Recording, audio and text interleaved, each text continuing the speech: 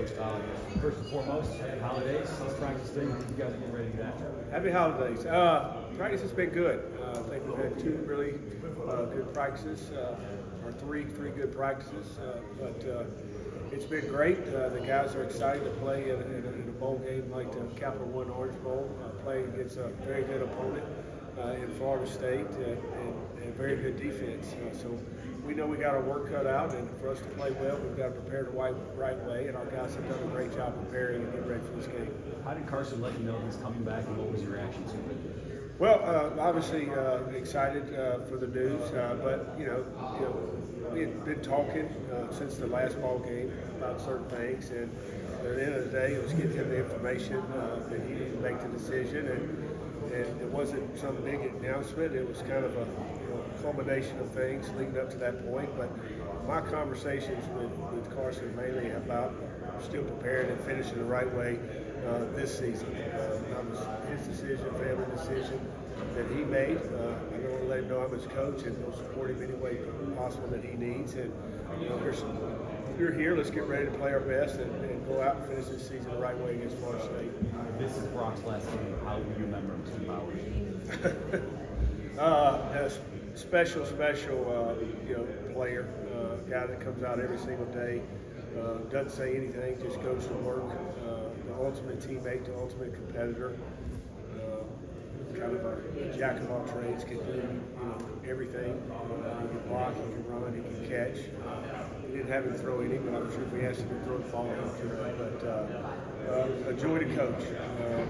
Just a pleasure to coach, and lucky to have the one year where I got to be part of coaching him and see him do something on that football field and how he affects our football team. Yeah, Coach, when we just talked to Coach Fuller, he mentioned you guys' third down efficiency rates. I believe y'all were second in the country in conversion rate on third down. What was the key this year to being so great on third down? They're fourth in the country on third down defense, so we got our work cut out against these guys. But I think it's the preparation, putting the plan together. Coach McClendon does a great job kind of presenting our third down package. We decide what we want to run as a staff, but he heads that up. We present that to our players, and then I personally think it has a lot to do with the way we practice. Coach Smart makes sure we have the best looks possible when we're practicing third downs, and some guys that are rushing for our defense. When we're going scout team, Coach Smart brings them over and practices against us in our third down period, which I think that puts a lot of stress on us in practice. We see fast looks in practice, so I think when the game comes, things slow down for us. We're protected well. Carson gets rid of the ball quickly. He's accurate when he throws the ball, and then I don't know what later in the season I've looked, and I don't know what it is now, but our third down, avoidance I think is low, but our distance to go I think is not very high. I think it might be 5 yards or less, which gives you a better chance to be successful. Ironically, in the last game, we weren't as good on third down, and they were short yardage third downs, which we've been pretty good at. So it's going to be another tough challenge for us this week, and we got to be good on third down to win the ball game. Coach, how would you describe the buy-in from this team ahead of the Orange Bowl given the current landscape of how Bulls are operating? I think it's been awesome. Our guys, have done a great job up to this point of buying in, but that's Coach Smart's culture. That's his standard. We all are individuals that all have egos, but we all the University of Georgia. That's who we are. That's who we represent. That's who we play for. And I think those guys have bought in and they believe in that. It's just not words. They believe in that. And it's important for them to wear the G and represent Georgia the right way. And guys like that are fun to coach. From the moment it was like the beginning of the year until now, where do you think the offense is going to make strides this year? I think each game is its own different game. Each week's its own week. I think staying consistent. I think we got more explosive as the year went on. But I think that had to do with us getting some pieces back and becoming healthier. The thing I love about this offense is their resiliency. They don't blink when things don't go well. They continue to go out there and they play hard, and things aren't going to go well every time. Sometimes you have to punt. Sometimes you don't score a touchdown, but we'll get another opportunity. Let's go out and try to score and be explosive. But I think being able not to flinch and be resilient in moments when things aren't going well, because that's going to happen in a football game. Our offense has shown that to me. Coach, I know this season obviously isn't over yet, but how would you reflect on everything that happened this season, whether that's the offense, the whole team, and what excites you most about next season? Well, I think this season has been fun because I've seen guys grow, I've seen guys step up in roles, their first opportunity to play this year, and we just want to go out and we want to finish off the right way. New Year's Six bowl game against Florida State, who was undefeated, and you're undefeated. That's a huge accomplishment, and they've got a strong, very, very strong defensive football team. So that's our challenge. I want to finish out the right way. As far as next season goes, that's next season. I think everything we're doing up to this point is to finish off the right way. For this senior class, having a chance to get 50 wins is the most important thing for them right now. Mike, where do you feel like Carson has grown the most this season? I think just well, there's a lot of areas. I think no matter how long you've been in the system or how many years of experience you've got being in that system, I think his maturity has grown throughout the year. His confidence has grown. You can be confident until you go out there and do it. On Saturdays, you still have to be able to feel that, go out and do it. I think his confidence in those areas has helped him grow. He's had the talent, but I think his confidence more than anything. What are you seeing out of Gunnar Stockton and how he's developed this year for you guys? Say that again. What are you seeing out of Gunnar Stockton this year and how he's developed for you guys? Well, I think Gunnar has done a great job in learning the offense. I think that's been his #1 development so far. He's got more reps this year with the offense. Where last year he was on basically the scout team, but now he's getting reps, and I think every rep you get, you see growth. But just being more comfortable in the offense is his biggest growth. And then Ryan Puglisi, a guy you brought in, obviously he's down here practicing with you guys. From a recruiting standpoint, what did you see that you liked about him and made you think he'd be a fit for this? Big, strong kid with a live arm, athletic, has some athletic ability, and a confident kid that wanted to come and compete at the University of Georgia, and I like that. How would you assess as a whole your first year back as Georgia's offensive play caller? Well, I've been doing it a long time. I don't think just being in Georgia, whether I was calling it Georgia or somewhere else, it's calling plays. It's having a great staff, which we have, going in there, putting a game plan together, and hopefully your kids understand that game plan and go out and play well on Saturday. The ultimate goal is to win every game, and we didn't do that, but we have another game, this Saturday against Florida State. We're excited about playing that football game. Talking about players you added, what stood out to you about the 3 guys y'all added in the transfer portal on offense? The new 2 receivers and Etienne. Well, they're not here yet. Okay, they're not here, and I'm focused on this game and getting our guys that are here ready to play. Coach, when it says the offense possible about Rock once again, just kind of what guys are expecting to step up or any of the nature? Well, I think it's we always have to say the next man's up around here, so that could happen at any moment, at any time, at any game. Somebody goes down, you got to be ready. So we're getting guys ready to go for this football game. I think we've got to be efficient on first and second down because this team we're playing is very, very good third down defense, and it's going to come down to us being able to generate some explosive plays. Our quarterback's got to put us in the right position, and guys got to make plays when they have an opportunity. What's going to as far as injuries right now? Anybody on the radar right now? No, I think we're close to being 100% healthy.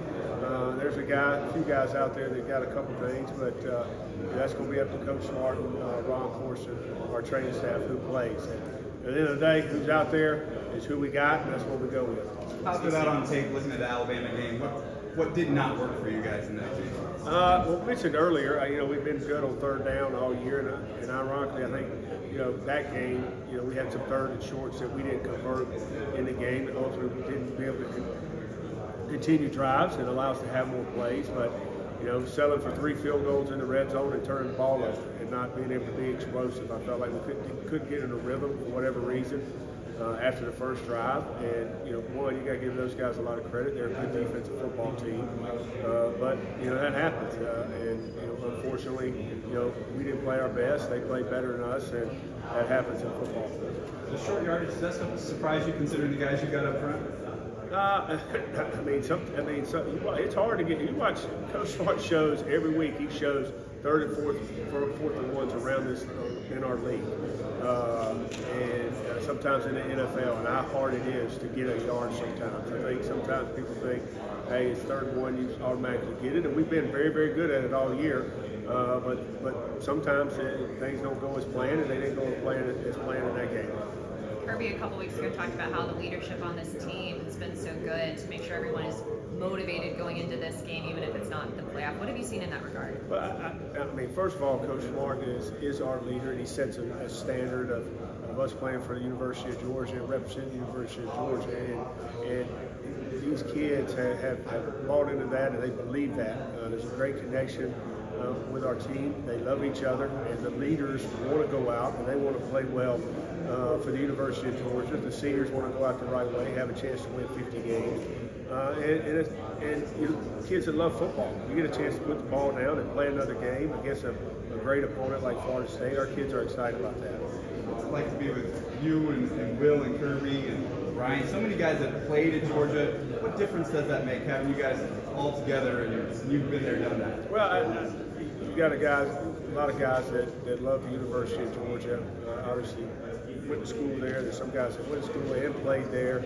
But we love where we're at and love what we work for and what we represent, the University of Georgia. And I think every time we get a chance, we want Georgia to go out and have a chance to be successful when they play. How special is it too? You guys all grew up together and the families are so commingled. Is this one of the most special situations you've ever been a part of? Well, I think anytime you have an opportunity to work at a place like the University of Georgia first is an awesome thing. But to work in a place with guys that some guys I grew up with, some guys I played with, I think it's special. And then I actually have my son on the football team.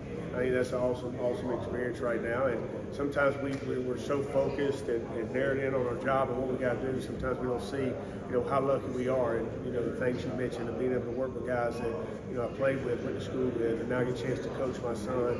I think it's a special time. You've had a long-standing relationship with Kirby. How did being his offensive coordinator sort of impact that or change that? It hadn't changed it. He's the boss, and I think there's a line there that I understand and respect that. And he's the head football coach. And my job as an assistant coach is to be loyal to the head coach and try to do everything he asks and run the program that he wants to run. And our friendship, I don't cross that line. We're friends, and our families have been friends for a long time.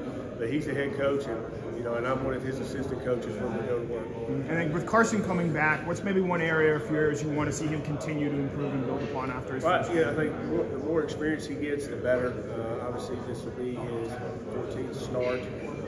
He's very, very accurate at completing balls. I think we'll work on down the field throws a little bit more, and that's not just him hitting guys in stride or target, but that's us finding ways to be creative and push the ball a little bit more downfield and having a higher success rate throwing the ball downfield. How have you seen Lad battle throughout the season for him to get back out as much as he can?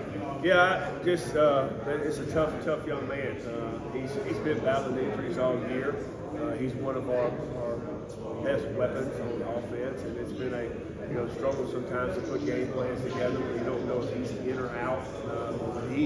When he's been able to go, he's went and gave everything he had for the University of Georgia, and excited to see him out there in practice this week, running around and making plays, and glad he's back. You miss talking to the press every week? No, I don't. It's been great. I was thinking about that the other day when I was walking through that little area. I used to have to stand and answer questions for him every week. Good memory. You came through that hall, and you kind of like, yeah. You can tell how practice went. I'm always in a good mood. Do you keep up with Trey McBride, and how many people do you think are going to ask you to compare Brock Bowers to him over the next month or two? I actually was texting with Trey probably less than a month ago, and then with his mom. But Trey McBride, it's good to see him. He's had a good season and coming on here lately. But I don't know if you compare anybody to Brock Bowers. Brock Bowers is such a unique player to me. He's a tight end, but I think he can do it all. He can block, he can run, he can catch. Powerful after the catch. His run after catch ability is unbelievable. Well, Trey was kind of your more traditional tight end. Brock is kind of a jack of all trades, but two very, very good football players, and it's good to see Trey having some success in the Mike, NFL. You've had an accomplished career in your own right. How much pressure did you feel following Todd, and how do you think this season went? I don't necessarily think pressure following Coach Monken. I think there's pressure at every job. I think I've heard the saying. I think Kirby might have said it before. Pressure is a privilege, and you're in a place like the University of Georgia. There's pressures. For us to play well, for us to win. I think that's part of the job. I think you learn, to live with those pressures, but quite frankly, you welcome, those pressures and those expectations, and you want to be at a place where the expectations are high. I worried about our own players at some time this year, the pressures of winning so many games away and having to come back and trying to three-peat. And there's a lot of pressure on those young men to go out and play well. And at the end of the day, you still want them to go out there and have some fun. I'm looking forward to this game. We lost against Alabama in the SEC championship game. We didn't want that to happen. We'd love to be playing in the playoff, but we're not. So maybe now we'll see let's go out and have some fun in this game against Florida State. Yesterday, a lot of his teammates were talking about how good Beck has looked in camp. Do you think him getting this decision behind him and out there kind of allows him to sort of, I don't know, to loosen up or whatever? I don't know. I think he's gotten better, every week to me, because the more experience and the more things he goes through as a quarterback, and then having to go through a loss, and having to feel that sense of failure sometimes. But like I told him after the game, I said the other side of failure is success. You got to keep getting yourself up, going back out there. He's had the right mindset, and he, him, I think, is starting to trust guys more on our football team, and he's had to do that when we've been so in and out of skill players this year, whether Brock is lad or this and that, and learning to trust it, and no matter who you got thrown to it, trust in him. I think that's more than anything, him learning to trust who's out there. About trusting you guys to put a cast around him for next year. I mean, you guys have, Christmas came a little early with, I guess, ETN and the Miami receiver, and you got the Vanderbilt guy. Is it going to be tough to replace the Bowers? And what about this reload free agency era that we're in? Like, how tough is that? It's. I mean, I don't know if you can replace a Brock Bowers. Even when he wasn't really 100%, he was one of our better football players, one of the better players in the country. But as far as the free agency and the portal era that we live in, it is what it is right now. I think what you can do as a coach is continue to have relationships with your players and try to develop them, and hopefully they stick through that development process and realize if they do, they got a chance to kind of reach their goals. And then if they don't, they have the option to do that. And I don't harbor any ill feelings to anybody that whether they stay or they go.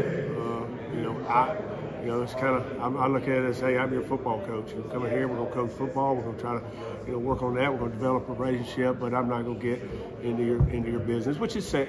They're still young kids and you want to help them out, but it is what it is. There's a pretty long line of guys probably that want to be a part of your offense. Can you tell us why ETN was a guy that you felt might fit? Yeah, I don't really want to comment on him yet because he's not here. I want to focus on the guys that are here. Getting ready to play this game, like Kendall Milton, who is over there, who I'm really proud of how he played this year and battled through some injuries and become one of our playmakers on offense, and getting ready for this game against Florida State. When did you know that Carson was the kind of quarterback that could lead you guys to 12-0 in the regular season, and obviously be set up for kind of professionally like you want to do? You see the skill set. I saw it last year when I got here. A guy that can make all the throws. A guy that I can see him processing, plays quickly on the practice field and getting to the right guy and through his progressions and those sort of things. And and I think it was just a matter of him going out there and playing football games and getting starts under his belt. And no matter how much you do it in practice and for how long, I think you still got to go out there and do it on Saturdays. And I think the big thing for him is I think he's gotten more confident each week, okay, in going out there and playing well. And there's a lot of things that he can still improve at, to have a chance to be where he wants to be. And there's a lot of things he has goal-oriented individually and team that he's excited to do in the future. Mike, what did you learn about Ladd McConkey the time you were able to be around? I wish I had him more. I know that. It's good to see him healthy and out there practicing right now. Tough young man that's battled through some injuries this year. You hate to see that in his last year that he's having to battle through all these injuries, but he's worked hard to get back and get ready to play against Florida State this Saturday, so I'm excited to see that. But one of the best route runners that we have, extremely quick and short area, and then has great long speed. Good with the ball in his hand after the catch. You can hand it to or throw it to. But excited to have him this Saturday for sure. And one more question about Brock. As far as the challenges of an offensive coordinator, you got somebody that talented. As far as finding different ways, different ways to really utilize that talent. What was that like for him? Well, it was challenging at times too, whether he was in or out. When he was healthy. When he was healthy, I think you had to make sure as a play caller that you found ways to get him touches, and it's hard sometimes when a guy is playing a tight end position, to find creative ways to get him the ball. But our staff does a great job of recommending concepts, to get guys touches. And we all look at what guys are doing on scheme, but at the end of the day, sometimes you got to think players over plays. I think if you do that, you have a chance to be successful. And Brock and Ladd, the two guys you asked about, were two guys that if you gave them a chance to touch the ball, usually had a positive play. How much of that, them not being 100% on the Alabama game, is part of it? How do you look back on it? I look back at that game as we didn't convert the third downs that we needed to convert in that ball game. We've been very good at converting third downs all year, consistently, and doing a good job of having third advantage all year. And in that game, we didn't do well on third down, and quite frankly, it was 3rd and 1s and 3rd and 2s that we didn't continue drives, whether a guy's healthy or not. We've dealt with that all year. Next man up. If they're out there, they're healthy enough to play. But we didn't execute in the right moments in that game to be successful. It was one of those games that was going to come down to executing in situational football, 3rd down and red zone, and we settled for field goals, and then we turned the ball over in our own territory, which cost us. Did their availability contribute to play calling, running? That does every week, Seth. Who's available? What you might call. That changes every week, availability, because again, you think about players sometimes over plays, but to me that's an excuse. We got our butt whipped to a very good football team, and we didn't make enough plays to win the ball game. Kind of a 5,000-foot question here. You obviously worked for Coach Rick. That was, I don't know if it's a coaching lifetime ago or not, but how different is it working for Kirby in today's game versus what it was like being a Coach Rick's side? I actually texted with Coach Rick last night. He's coming down to the game. Him and Catherine, and both are very, very, very, very competitive individuals, and I think you got to be that way to coach at a place like University of Georgia. But somebody asked a minute ago about the pressure or anything. I think at the end of the day, it's very similar. Whether it was 10 years ago or now, the expectation at the University of Georgia is to play well and compete for championships. And Coach Rick was the same way, and as Kirby was. Another throwback question for you. You guys were, I think, all came in under Coach Goff, and Can you just talk about what he meant to Georgia? Because we don't hear his name maybe as much as seems like we would. Yeah, I got to see him a month or so ago, but very fortunate that Ray Goff recruited me and gave me an opportunity to play at the University of Georgia. And obviously I didn't finish my career with him, and Coach Donnie came in, but a lot of times people forget that Coach Goff was from the state of Georgia, played quarterback at the University of Georgia, represented Georgia the right way. And I know his coaching career didn't go the way he wanted, but great man that I love dearly. Gave me an opportunity to come to the University of Georgia and get my degree and play there. What did Dylan Fairchild mean when he said that you had a point to prove this season? He said that you said that to the team. I don't know. You'd have to ask. I don't know. Did he say I said that? Yeah. No, I don't know. I think you got a point to prove every time you go out there that you want to be the best. And offensively, every time we go put the ball down, we want to go score. And it doesn't happen every time, but I think maybe he's heard me say that before. Let's just put the ball down, and we're going to prove that we deserve to be out there. But I'm Do you think you proved something this year? Huh? Royal specialist again? No, I don't look at it that way. I want. I really don't look at it that way. I just try to go out there and get these guys ready to play and play for the University of Georgia. And I'm very blessed to be back at the University of Georgia and have this opportunity to sit this chair, call plays. But I'm also blessed to be in a room with great coaches that I have on this staff, and I enjoy that every day. Going to work and with those guys and coaching these young men. But I won't be happy until we score it. We don't punt. We score every time we touch the ball. But